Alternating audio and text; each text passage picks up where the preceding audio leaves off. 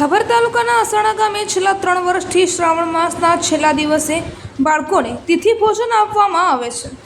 હિન્દુ ધર્મમાં શ્રાવણ માસને પવિત્ર માનવામાં આવે છે અને ત્યારે આ શ્રાવણ માસના પૂરા મહિનામાં શિવ પૂજન કરવામાં આવે છે। સાથે ગાયોને ઘાસચારો તેમજ શાળાના બાળકોને તિથિ ભોજન પણ આપવામાં આવે છે।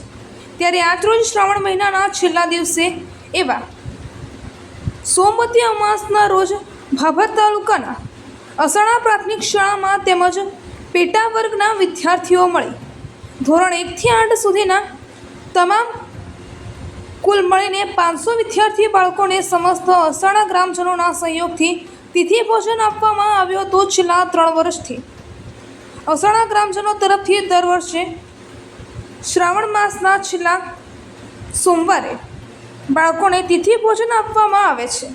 આ શુભ પ્રસંગે શાળાના આચાર્ય સહિત સ્ટાફગણ સહિત ગ્રામજનો અગ્રણીઓ મોટી સંખ્યામાં ઉપસ્થિત રહ્યા હતા। અહેવાલ ગોપાલ કે પૂજારા, ભાભર, બનાસકાંઠા।